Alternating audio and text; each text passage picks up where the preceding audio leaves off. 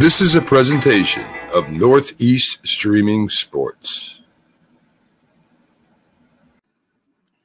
Good morning. You're listening to the Mac and Jack Sports Show on Northeast Streaming Sports. Good morning, everyone, and welcome to the Mac and Jack Sports Show, our Friday edition. We have Byron Williams joining us here early this morning to start.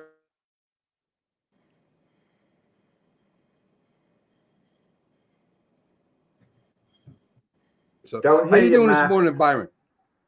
Oh, I'm doing good. How you guys doing? Yeah, I hear you. We hear you. I'm doing good. Jack looks like he's doing well, and we're glad to have you in here early. Let's start it off with, of course, one of the best, meanest, toughest middle linebackers of all time. Dick Butkus passes away at 80 years old. After he got done, he had to kind of retire early after 9 years because of his knees. He did end up playing in some movies and becoming a commentator. And Byron, can you think of any middle linebacker that hit and played as hard as Dick Butkus? There's none ever played the game the way he played. He just, the way he attacked the game. He grew up on the south side of Chicago, and he was just a marquee player for Chicago, and he really set the pace for the Bears. I mean, just him and Gale Sayles, and it's just so many great things you can say about him and what he meant to the city, what he meant to the community, and what he meant to the NFL. So, he's gonna be heavily missed. I mean, we lost a great player. Yeah, in this day and age, the players who are described as being game wreckers. You could talk about T.J. Watt, Aaron Donald, Micah Parsons. Dick Butkus was the first game wrecker in the history of the NFL. There were other great players, but I'm talking about a game wrecker, okay, who would single-handedly at times take over and disrupt another team's offense, completely. And he was as tough as they came. He struck fear into the opposition. I mean, we had other great players, in and around this time, like Chuck Bednarik and so on. But it was Dick Butkus, when the way he would charge in and wreak havoc on the offense. I mean, he was truly feared, and a great player. Right. Yeah. And even all the guys who's talking about him right now, like Charlie Taylor, the Hall of Famers, all the Hall of Famers that said remarks about him just speak volume. And when he hit you, you've been hit. And what I like about him, he didn't play dirty. He just played physical football. Right. I agree. Two-time defensive player of the year, missed rookie of the year. He was in second behind Gale Sayles. I think they only had one winning season. You imagine him on a Green Bay Packers or a big-time team at that time. He might have got lucky and maybe went to the Super Bowl or something, but he loved Chicago and had that 9-year career there with him. So, as great as all the players, Mac, as great as all the players were on the Packer defensive unit, there was none better than Dick Butkus. I mean, he would have been the lead of that defense, as legendary as the Packer defense was. But I kind of wonder how Dick Butkus would have adjusted to today's game, because he loved to drive running backs, quarterbacks into the ground. And he wouldn't be allowed to do that today. He'd have to ease up. You kind of wonder whether it would have affected his game. Would he have been as great? Because Dick Butkus was an all-out. I mean, he wouldn't stop. And the idea that he'd have to stop and let up, he would actually lose effectiveness if he were playing today. Either that or be fined a lot, that's for sure. So, all right, Dick. There's Dick Butkus with the Chicago Bears. And speaking of Chicago Bears, and, I picked them to win the division, believe it or not, in the beginning of the season. I think the Chicago Bears have a very talented team. Showed a little bit last week against Denver. Denver came back to beat them. But they get it together for the Washington Commanders, and really 40-20. The score is closer than what the game was because the Bears dominated the Commanders in every way.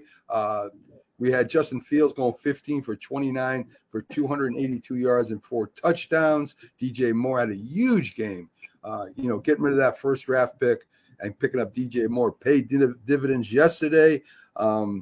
So I don't know. I don't know if this means the Bears are back or not, but it sure looks like they're on the right track right now.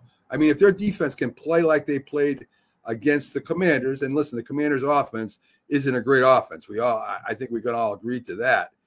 Right. I thought, and tell me if I'm wrong, Byron, because you played the game.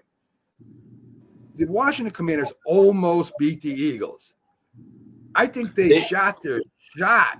I think that was it. I mean, they got all pumped up for the Eagles, and they come back and they're going to play the Bears, and the Bears are 0. They're 0-4. Right. It should be. I think players, they say players go one game at a time. I don't believe that because I played football before. And you look at a certain team coming up and saying, we should be able to beat them. We don't have to get as pumped and get as prepared. And I think that's what happened to the Commanders last night, Byron. Absolutely, that's what happened to them. And plus, they were playing at home. They just had so much confidence that they're just going to walk all over Chicago. And then another thing, like we just got to talk about with Dick Butker pass, it was a lot of other things that went into this game, I think, that really caused them to be focused. And they really played a good game, had a great game plan. And it was just amazing that they put all the timing and everything was perfect for Chicago Bears last night. In the first half, they had over 300 yards. And so that right there just said they really won the game in the first half. And their defense had 2 sacks all year long. They had 5 sacks last night. The defense stepped up. Seemed like they were just on all cylinders last night. Now, Jack. And to answer your question, the Bears are not a very good team, Mac. In the beginning of the year, when you picked them to win their division, I said they're not going to win more than 6 games this year. They're not a very good team. They win one game against the Florida Commanders. You're telling me this is the Bears are not a very good team. You're saying.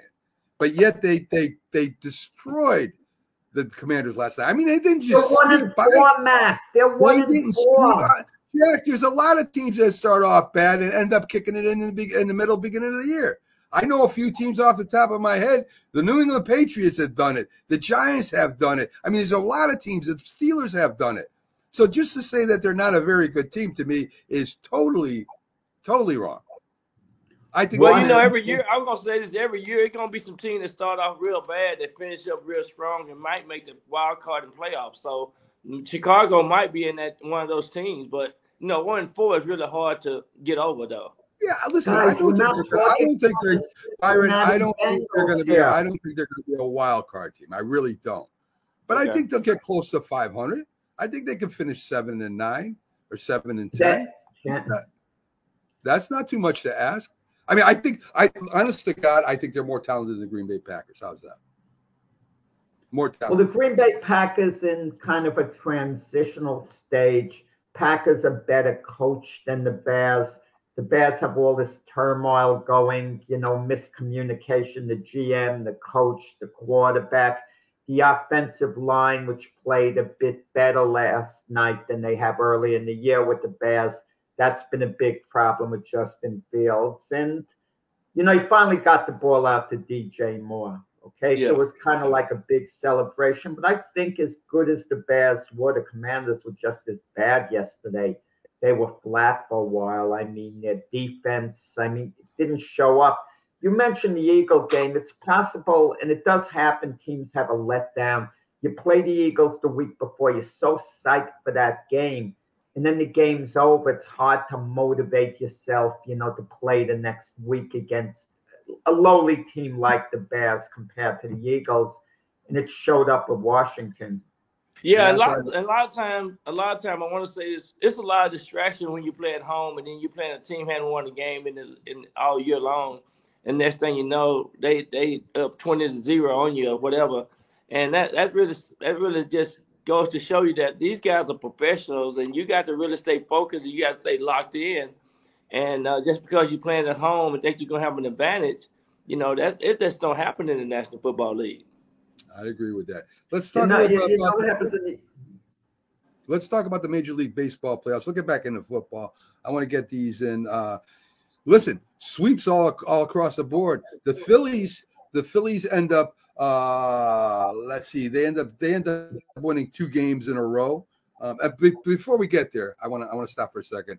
I want to again bring attention. Tim Wakefield former White Sox, Red Sox knuckleballer. Red Sox, yeah. Wakefield was part of a lot of World Series teams with the Red Sox going back. I mean, you can go back to the 70s with Tim Wakefield. He chewed up innings. I'll tell you, when he pitched with the White Sox, he was out of sight. He was a 21-game winner. Went to the Red Sox, played in World Series teams. Real good guy. Tim Wakefield was, and a very good one of the last true knuckleball pitchers. And Jack's checking me out to make sure. I think I'm right with the White Sox. I think that's where he started. Yeah, you better check that. You better check that out, Mac. I don't remember winning 21 games. I think he was, but I don't know. I don't know if you remember Tim Wakefield. Byron, I don't remember you. Let me finish, Jack. Byron, I don't know if you remember Tim Wakefield. I know you do, Jack. So go ahead and give us some info on that. I mean, he's the second winningest pitcher in Red Sox history. Pitched like 17 years for the Red Sox. I think he had a 19-year major league career. I mean, so I wouldn't identify him as a pitcher for any other team but the Red Sox in reality, because that's who he pitched for his whole career. I mean, I can identify Tom Seaver as being a White Sox. He was at one point in his career, but I really wouldn't do that. Okay. Tim Wakefield, at least to a lot of people, unfortunately, is known for giving up the home run to Aaron Boone that clinched the World Series for the New York Yankees, the extra winning walk-off home run. And Tim Wakefield thought he'd always be known for that. And I'm mentioning that. This part of his legacy. Just like when a player does something great, spectacular, it becomes part of their legacy. But when you think of Tim Wakefield, we think of a really reliable pitcher on that staff. I mean, he wasn't one of the aces, but you could always count on him like as being part of the rotation, like you said, Mac, to give you innings. And when you think of the knuckleball, the great knuckleball pitchers in Major League history, you think of Tim Wakefield, who mastered the knuckleball. He didn't throw too hard, won a lot of games for the Red Sox. And like I said, I think he won like 187 or so, something like 5 behind Roger Clemens, but he all-time most as a Red Sox pitcher. And loved by his teammates, loved by the community there, real popular. And, he's going to be missed by everyone who knew him. Yeah, Tim Wakefield pitched for not the White Sox, but the Twins before going over the Red Sox. He had an 8-1 record in 13 games with a 2.15 ERA. He won National League Rookie Pitcher of the Year. And he also, Wakefield, would pitch up to 146 pitches because he wouldn't wear out his arm.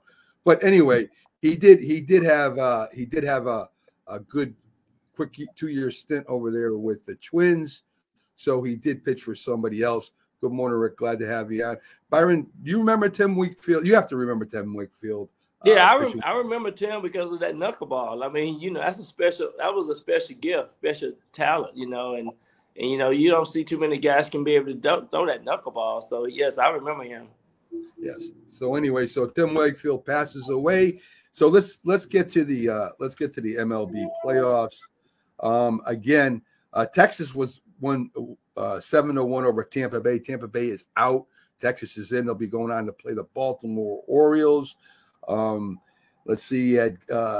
Marte drives in 2. Corbin Carroll went 2 for 4. Zach Gallen got the win. The Phillies beat the Marlins 7-1. Same score. Nola with the win. Phillies sweep to play the Braves. Harper had a home run. There was also a grand slam hit by Scott. Arizona Diamondbacks are going on to play the Dodgers, so they also swept. They won 5-2. You also had, let's see, who else we got here? Twins. The Twins went ahead and they swept Carlos Correa 2 for 3. Made a great defensive play. I don't know if you guys saw it, off somebody else's glove. He threw a guy out at home. Great play. So everybody swept. Everybody's going on to move the people with the bye. So, Jack, any surprises? Can Texas upset Baltimore? I shouldn't say can they. Will they upset Baltimore? And will the Phillies upset the Braves? Well, your preseason pick of the San Diego Padres over the Toronto Blue Jays in the World Series didn't happen, Mac. The Blue Jays went out quick. The Padres, didn't make the playoffs, but they closed strongly. They may have been the best team in baseball by the end of the season, ironically. They went 82-80, but they lost so many early games. The team that has to be the most disappointed that got eliminated, Milwaukee Brewers. It's happening every year with them. They won their division again. This was supposed to be their year where they were going to at least try to make a serious run to get into the playoffs, and to lose 2 straight to the Arizona Diamondbacks, a very ordinary team who just snuck in the playoffs. That had to be massively disappointing. Looking ahead at these series, there's a couple of really intriguing series here. In the National League, you'd think the Dodgers should beat out the Arizona Diamondbacks. It's best of 5. Anything could happen. The Dodgers are thin at their starting, rotation, but they're strong in the bullpen. You'd think that they should win that series. The Phillies and the Braves is an intriguing rematch from last year. Phillies are peaking at the right time, but the Braves, my preseason pick to beat the Yankees, in the World Series. I like the Braves over the Phillies, absolutely. And then in the American League, you just look at the games being played there, Minnesota and Houston. I think Minnesota is kind of like in a bit of a high. I could see them upsetting the Astros there. And I like the Orioles over Texas. If you're asking me now how things are going to play out, I'm obviously sticking with the Braves to win the World Series. I like the Baltimore Orioles to get there. They're so well balanced. So if I had to continue on, and slot in someone else in the Yankees' place to get in the World Series, I'm slotting in the Baltimore Orioles at this point. But I'm not going to take credit if they get there.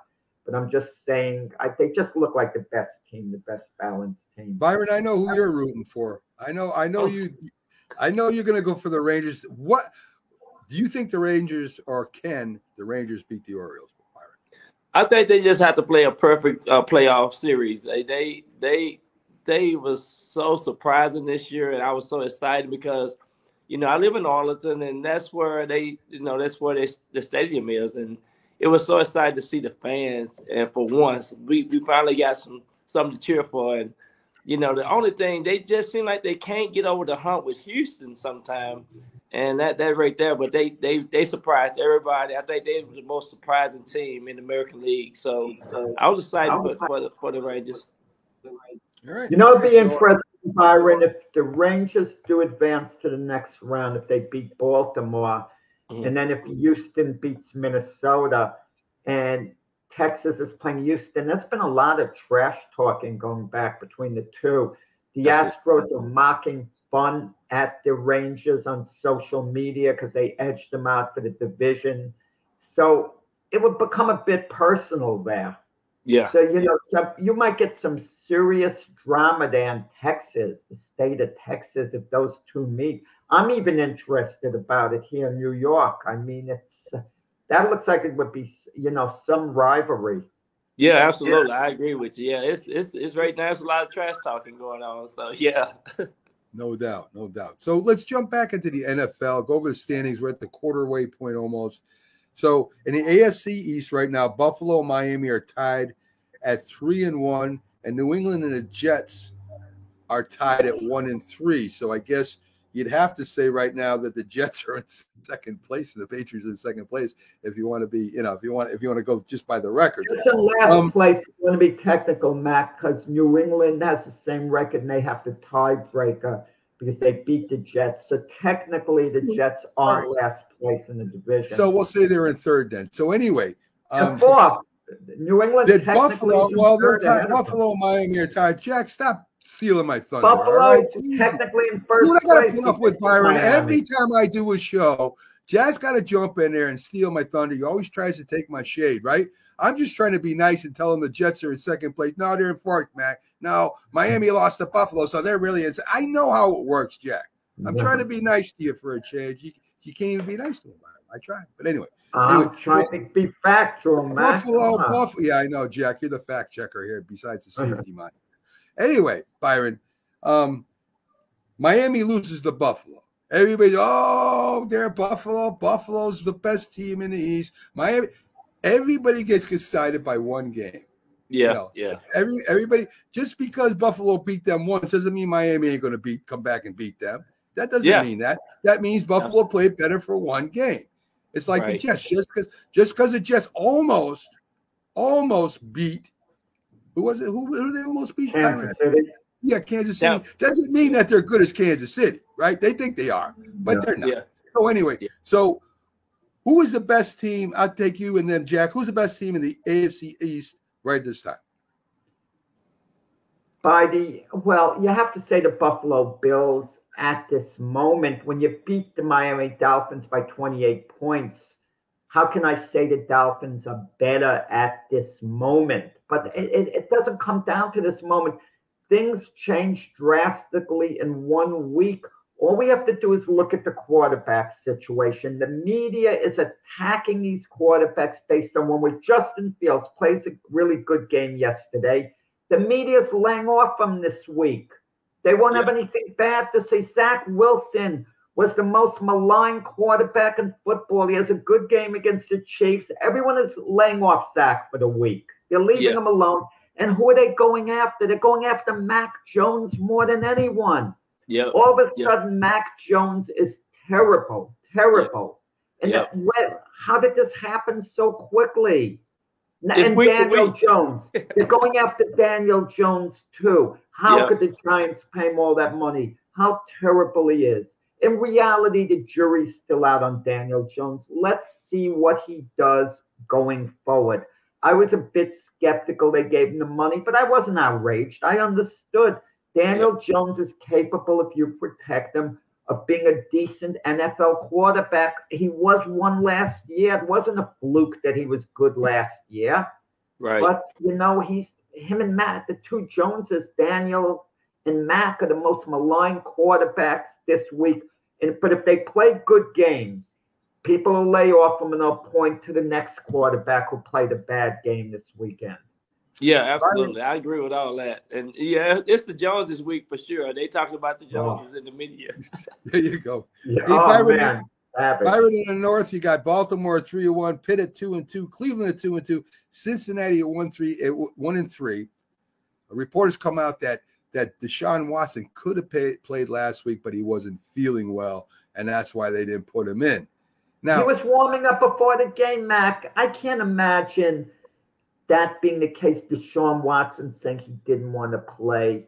Unless he was really, really sick, I'd be willing to give him the benefit of the doubt, So, Byron, I asked you. Jack is just jumping you here. No, that's fine. But they were really they were watching him and observing him before the game, so he couldn't go. So they decided not to let him play. Yeah. Okay. So there you go. So that was a report. Whether it's right or not, I don't know. He wasn't feeling well. I know that's why he didn't play. In the South, everybody's tied at 2-2 at 500. Tennessee, Indianapolis, Houston, the Jags. To me, Houston's the biggest surprise of the year so far, Byron. Yeah, Houston playing really well. C.J. Stroud is doing well. He's playing better than any rookie quarterback that they have out there this year. But Tennessee Titans seem like they got some momentum going as well. Okay. In the NFC East, Jack, you got Philly 4-0, Dallas 3-1, Washington 2-2, and the Giants. Well, Washington's 2-3 now. Washington, the Giants at 1-3. Dallas, San Francisco coming up. Again, and I'm going to ask you, Jack. I know what Byron will say. If Dallas beats San Francisco, does that mean Dallas has finally conquered all its demons and will end up playing somebody in the championship for the Super Bowl? I don't think so unless they do it in the playoffs. Case in point, the two Super Bowl teams that Jim was on, those great Cowboy teams who crushed the Buffalo Bills in the two Super Bowls. In between that, they played Buffalo and Dallas in the regular season, and Buffalo beat Dallas in Dallas. It didn't do anything for their demons. It made them feel good that moment. But it just doesn't do it the regular season game, unfortunately. You have to actually do it in the playoffs. People in Dallas are going to be good. But you know what the 49ers mindset will be? they'll see come playoff time, it's going to be a whole different thing. That's going to be the Niner mindset. They're not going to get rattled by it at all. Absolutely, and I think you're absolutely right. And playoff is just a different case scenario when you're talking about a game and game preparation. And I just think the Cowboys still have that hanging over their head. But it's going to be hard to beat the 49ers in San Francisco. So Dallas got they got a big task this week. Another thing that's in my mind is they went to Arizona and didn't play well for Flip. So I'm thinking that Dallas, until they can prove that they're a good road team, they got a lot to try to stay focused on. So Byron, you know what to make this big, guys? I just want to say one thing quickly. Home field advantage. If Dallas beats the Niners and they wind up with the same record and meet in the playoffs, the game would be at Dallas as opposed to San Francisco. And I don't know, would that mean more pressure on the Cowboys being at home or what? Would that actually be an advantage? I'm not certain. I don't think it really would be an advantage against the 49ers because the 49ers are just a good team overall. They play good at home. They play good on the road. Seems like they're just better equipped, but we'll see. But it's so important to have the home field advantage in the playoff because going into the fourth quarter might be the decision maker of the game. So I'm thinking that Dallas would want to have the home field advantage when they play the San Francisco 49ers this year. Yeah, I think Dallas and Jerry Jones is making way too big a big deal about this game, saying this is our measuring stick and all. I don't think so. It's only the 5th game in the season. I hope this isn't the time for your measuring stick. I hope it's at the end of the season when you start measuring your team. Right. Let's go to the West. It goes 49ers 4-0, Seattle 3-1, the Rams 2-2, Arizona 1-3. I like the way all 4 of these teams are playing. They all play tough. They're all gritty. The Rams are 2-2. I don't think anybody thought that was going to happen. And the Cardinals, they're 1-3, but a couple of those games they could have won. I think this is one of the most physical divisions in the league. What do you think, Byron? Oh yeah, no doubt. It's probably the most overall surprise because every team is playing better football this year. And that's really good to see. I mean, you ain't gonna, when you play those teams over there, you ain't just gonna walk in and try to automatically get them a game. You got to play good, sound, fundamental football in order to win games in that division. Yeah, I agree. Jack, the North, you got Detroit at 3-1, Green Bay 2-2, Minnesota 1-3, and Chicago at 1-4. Is it going to be let's put it this way. Is it Detroit there and everybody else? It's just Detroit. It's Detroit and everyone else. Yeah, Detroit's arrived. I mean, they're a good team. Even if Detroit underperforms hypothetically, let's say they go 9-8, they underperform. They don't play especially well the rest of the year. They're not going to be worse than 9-8. No one else is going to get up to 9-8 in that division. But chances are that we're looking at Detroit more like an 11-6 team. Packers in transition. The Vikings clearly taken a step back from last year. And Chicago, even if they fulfill your prophecy as far as their potential goes, I mean, how many games is Chicago really going to win? They're 1-4 already. So it's Detroit's division. You don't have a wild card coming out of that division. I agree with that. You see, you look at the NFC East, even with the Giants and the Commanders, if a team can get up to 9-8 on the regular season, they can snatch a wild card berth in the NFC. Because that third and final wild card berth, I think 9 wins is going to do it. Even 8 wins conceivably could put you in the mix. Yeah, possibly. Exactly. Possibly. Yeah. Possibly, especially with New Orleans quarterback being hurt, they're not gonna make a run and be there with Tampa Bay in the end.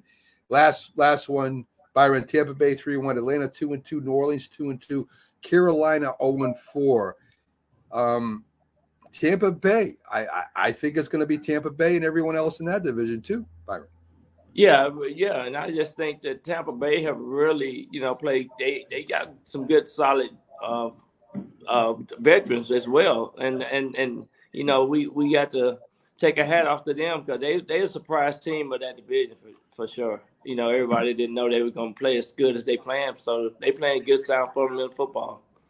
Would it be something if Baker Mayfield is their quarterback the next few years and they don't have to look elsewhere. Number 1 overall choice in the draft, and they got him for basically a cup of coffee. And I'm happy for Baker Mayfield because I think he's matured, he's settled down, and now he knows this is his team. So I think that matters, and I think that he's been playing like a great leader. So that's important. Well, when you look at it, he lost 2 starting jobs with the Browns, and which he wasn't bad. He was there 4 years, and then he had the Carolina Panthers starting job, didn't hold on to it. Right. But he really revived his career as a backup for Matthew Stafford with the Rams when he played well. Absolutely. Let's do some rapid fire questions because we only got an hour, so we can't be spending 5 minutes on Baker Mayfield's history in the NFL. Keep the answer short, Byron. You got to keep the answer short on this. All right, Byron, please. I'm learning, Jack. Okay, Byron. Evan Smith will be booed for the rest of the year. Yes or no? Yes. All right. Okay, and you are correct. Jack, are you worried about the Kansas City Chiefs? No. Well, you can expand a little bit. All right, why? Well, there's no reason to be worried. In the same spot they were last year. They lost Tyreek Hill last year. Patrick Mahomes knows how to mix the ball around, and they'll make any adjustment that needs to be made. Pacheco's running real well for them at running back. Byron, they got Taylor Swift. They got Taylor Swift too this year. They do. They did draft. They did. I don't know if that was a free agency signing or a draft. Byron, will Denver make a surge? I don't think so. Okay. Because I just think Denver just got too many problems. I just think it's something that's hanging over their head. But they hadn't really played that well in the first 4 games, so I don't think they're gonna get it right. Jack, will the Rams upset the Eagles this week? No. Okay, I know Eagles aren't going to go unbeaten. They have to lose. This is a bit of a trap game for them, but you have to stick with Philadelphia in a game like this. But if they lost to the Rams, I wouldn't be shocked. I wouldn't be like, wow. But I don't think Philadelphia is going to lose. Okay, we did go over these before when we were talking. I guess we could ask this question. Byron, are the Bucs a legitimate threat in the NFC this year? I think so. I think they gonna be they'll probably at least win that division. So they're in good shape right now. But you always got to look at it as 2 halves in the schedule. It's 2 halves. So right now they got the edge, I do believe. Okay. All right. The coaches unanimously vote to ban kneeling down during the anthem. What do you think about that, Byron? Do you think that's is that good for the NFL? Is it bad for certain things? What do you think? Mac, let me just cut in 1 second before he answers. I don't think the coaches vote. The coaches didn't vote to ban kneeling. I never heard of that. Byron, have you heard of that? I hadn't heard of that either. I just thought that the NFLPA they wouldn't do that, Mac. Step in. I would think the active player or the player committee, NFLPA players committee, should step in on that decision. I don't think the coaches didn't get together and vote to ban kneeling. It didn't happen. Well, when you pay your union dues, Wait a minute. Go ahead, Byron. No, I was just thinking when you pay your union dues and 90% of the players are paying union dues, I think they need to have a voice in that. So I think the committee needs to talk about that. The NFLPA players need to talk about that, and see what's best for the league. I just think it's a traditional thing. I think that they should go ahead and go ahead and stand like they always have. You want to know something? It's an emotional issue. Something's probably going to happen in society in the future where the players are going to be emotionally involved, and that's when the talk of taking a knee comes up. You want to know something? I'm all for social activism and making improvements, and kudos to the players for that. But at the end of the day, it's your job there. You got to focus on winning games. You have to, otherwise you're going to be out of the league. Well, you know, the average lifetime is 2.5 for players to play. People don't realize that, and a lot of players don't make 1 year. So it's very important that these players understand that. Well, let me ask you something. Of course, that was a satire. That's a satire. That's not a true story. That was a satire. I want to get a reaction because I want to get to this point. Some people will disagree and say kneeling before the flag is just as much honoring the flag as standing. Some people would say that. And at the end of the game or during players' injury, you see people going around and praying, right? And that's also that's also an action that's not really NFL associated, if you will.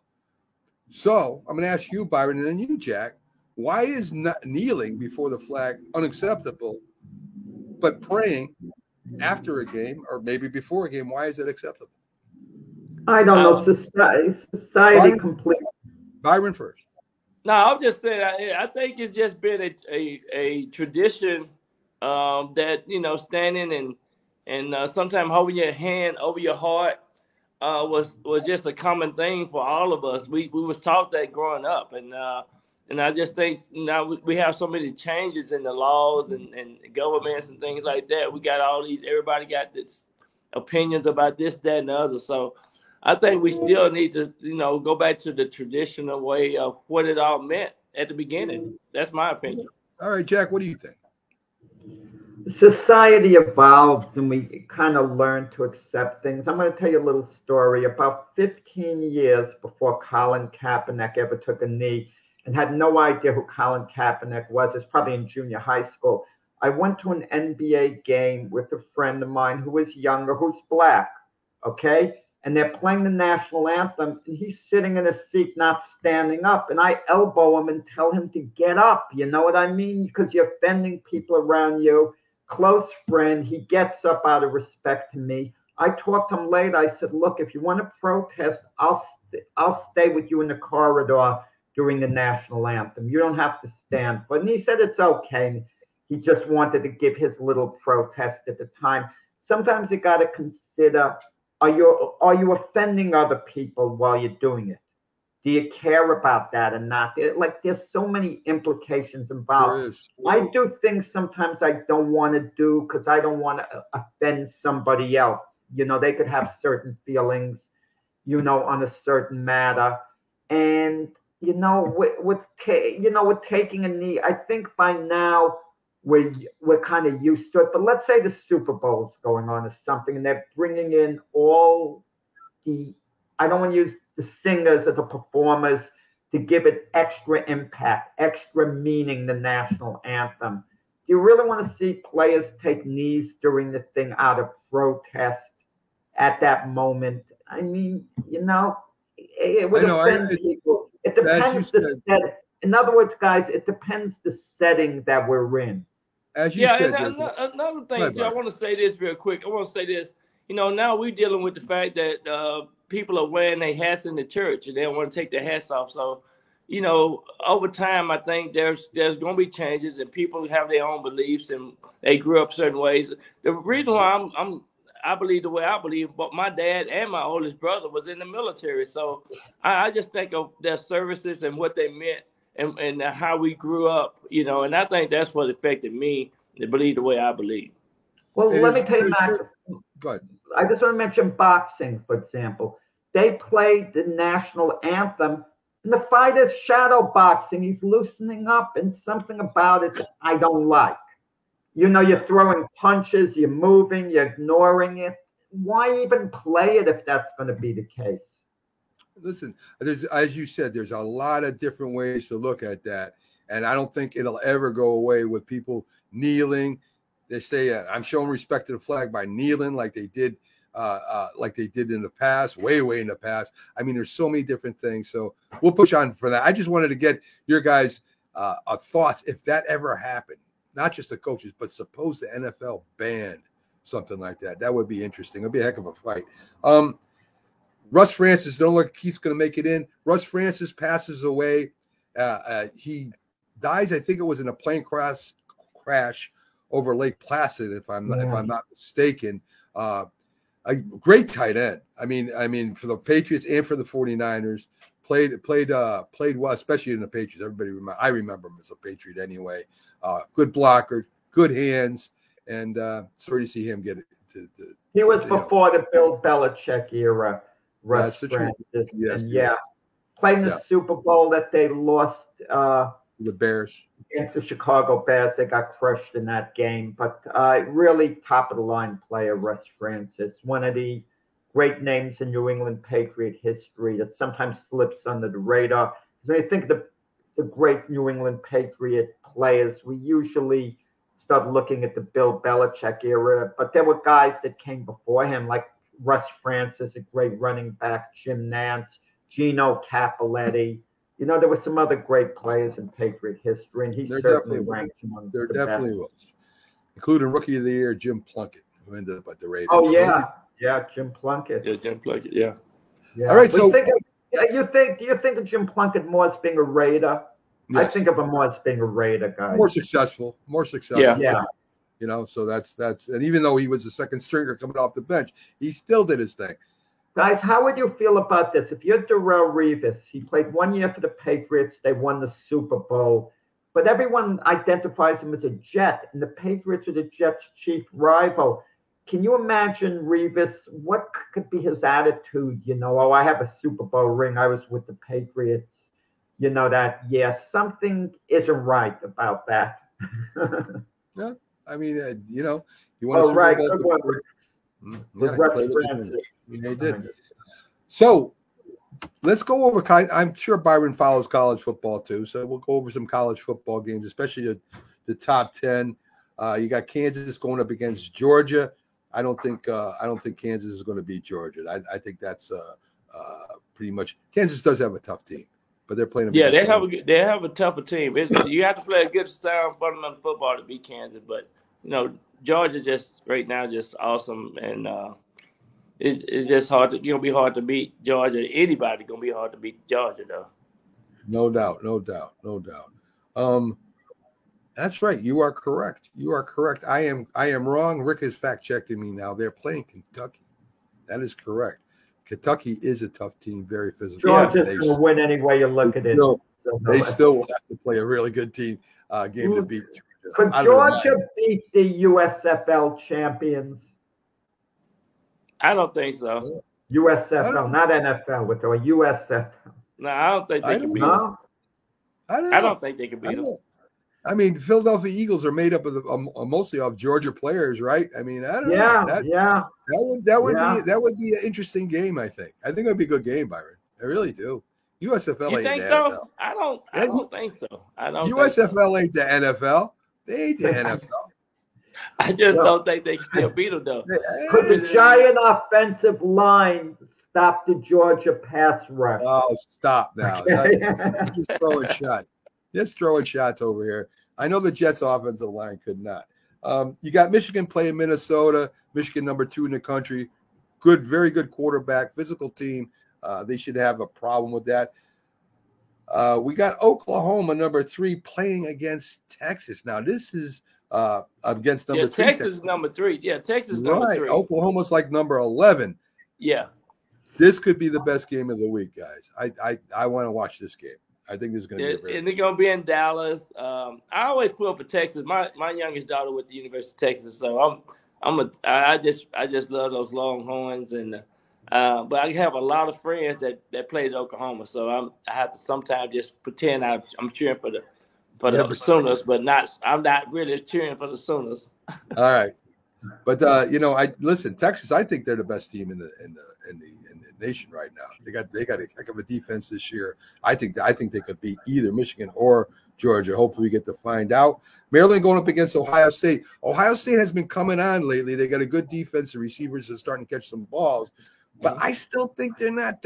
I still don't think they're on that level. I don't think they could beat any of the top 3 teams right now. We'll see. We'll see what happens. Of course, Ohio State, that's where C.J. Stroud's from. And they produced at least one good quarterback in there, and recently anyway so far.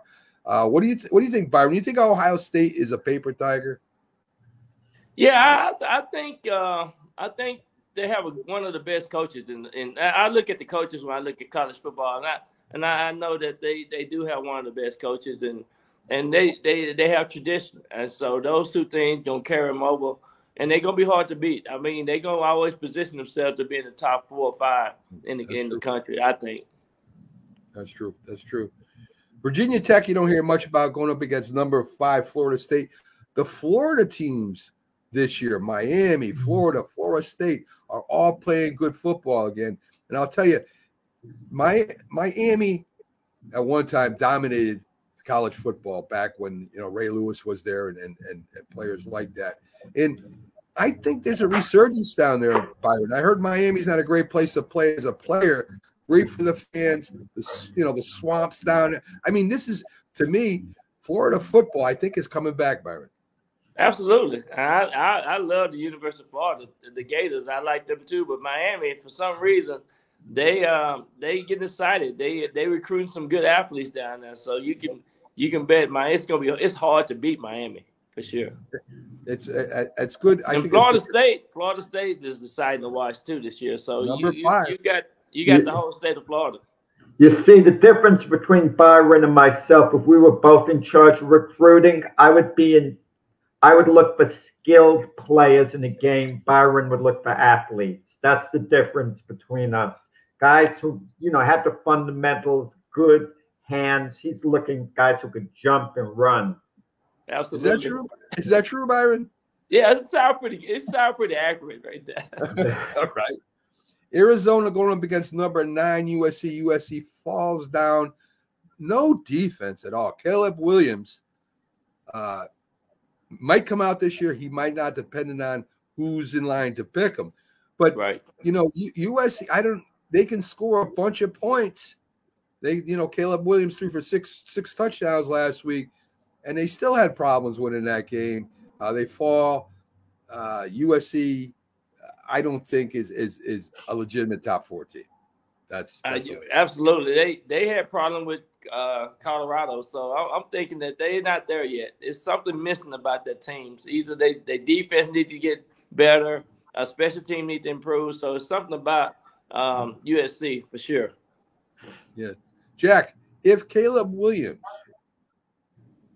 can go to the Giants, he said that's one of the 5 teams he would go to. If you're the Giants, you pick him first round, first pick you have, if you get the opportunity. Why are you taking your time, Byron? Absolutely you do. Unhesitatingly. Are you kidding me? Well, you got to get a marquee player. You definitely have to go after a superstar, and right now he's quite an athlete. So I think it'll be good for the Giants. But I just would hate it for Daniel Jones. I really love Daniel Jones. I think he just hadn't been. I think he ain't had the right pieces around him, and the injuries and offensive line. It's a list of things, and he ain't been in the right offense. He ain't had the right coaches. So it's a list of things that Daniel Jones done had to. Byron, I'm not denying anything you say here, but it's his. You can only stay so long with a quarterback. Okay, suppose he has a bad year, and then the next year he doesn't have an offensive line again, and Barkley's hurt again, and then we say, well, Daniel Jones isn't. It's not his fault. Eventually, Daniel Jones. I'd give him to the end of the year if he doesn't improve, and if he doesn't do, I'm going after Caleb Williams. I like Daniel Jones too. But listen, Caleb Williams is probably going to be the number 1 pick by any team. If they have an opportunity to get him, they'd be foolish not to, Byron. That's all I'm saying. And I'm just saying, I think sometimes you got to have the right pieces around these players in order to get to the next level. There's no doubt about that. It's just like Justin Fields. I think he's a great talent, but he still got some problems with some of the offense and the style of offense that he's playing in. You got to put these guys in a predicament situation to where they can be successful as well. You got to put the play calling, you got to put the right coaches, the offensive coordinators, and the offensive line has got to be solid. Listen, I'm not disagreeing with anything you're saying, Byron. I just think you have a time limit. Don't you think that's true, Jack? You got a time limit. Absolutely. You said it perfectly, Mac. Kudos to you. You can only stick with a quarterback so long after a while. You can have all the excuses you want. You want to know something? The difference between the elite quarterbacks and guys like a Daniel Jones, and I don't mean this as a knock on Daniel Jones, even though it's going to look that way, is the elite quarterbacks find a way to get it done. No one's had a worse offensive line than Joe Burrow over the years. Yet the Bengals wouldn't even consider taking Williams in the draft if they somehow had the opportunity because they got Joe Burrow. Justin Herbert's had his problems with his offensive line. Josh Allen, they find a way to make things work one way or the other. And Daniel Jones, the last game was alarming. The way he stormed off to the sideline, he wasn't looking like a leader. The coaches had to calm him down. Something about the personality, the way he was losing his cool there.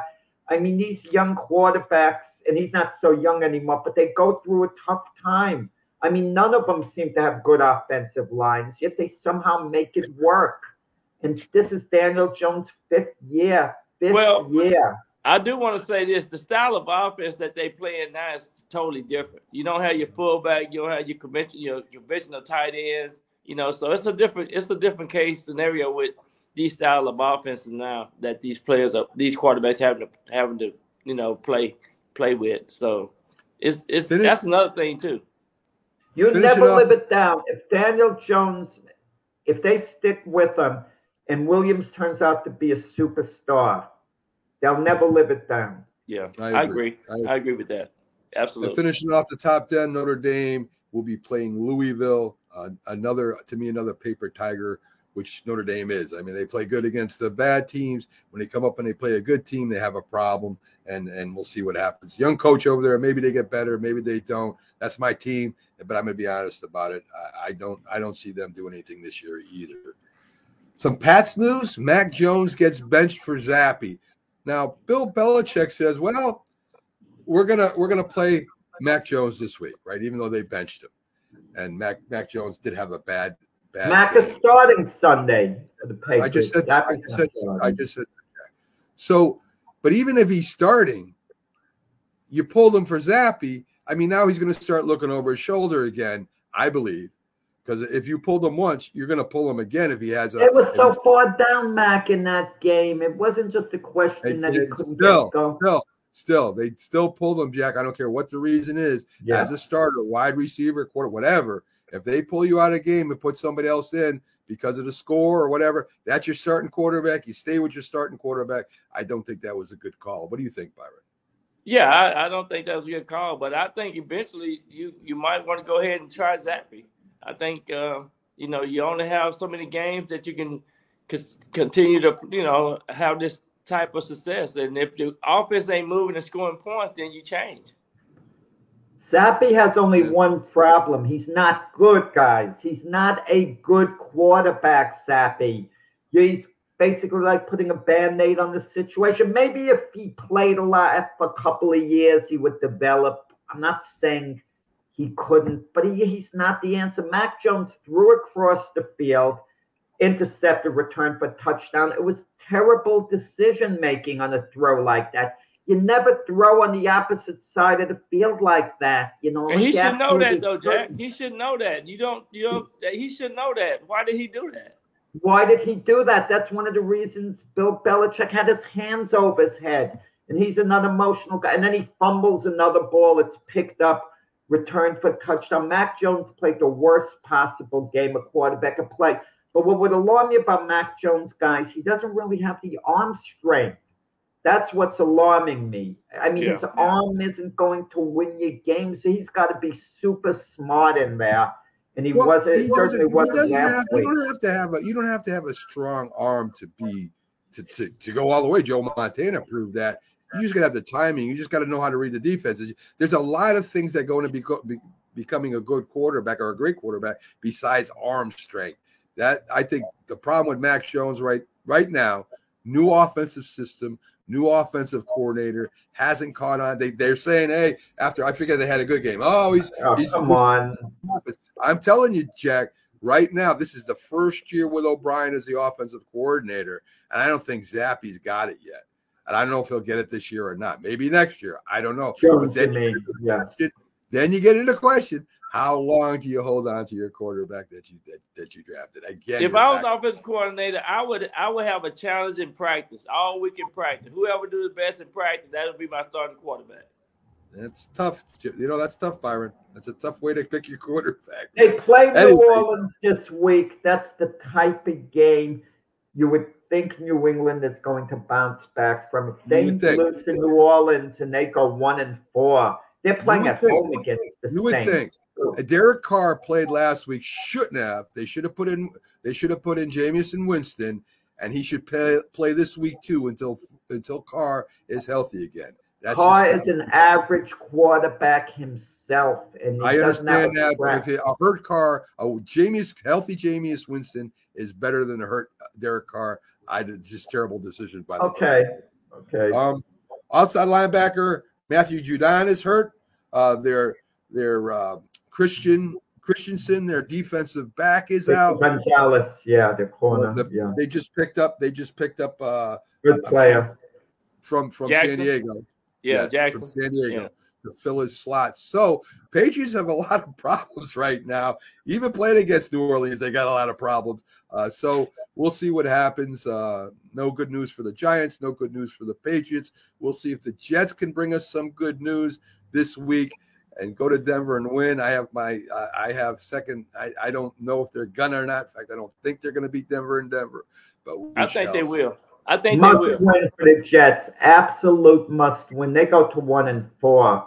They're not going to make the playoffs this year. You could say the same thing about you could say the same thing about Denver, Jack.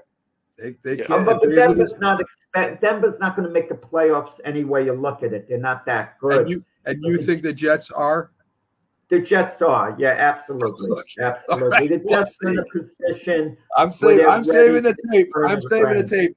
Without Aaron Rodgers now, Jack thinks that the Jets will make the playoffs. I'm saving this tape, Jack. Yeah. All right. Folks, thanks for tuning in. Thanks for Byron. Thanks for sticking with us the whole show. It's been fun having you. Tomorrow, the Mac and Jack debate show. Sunday, the big football show.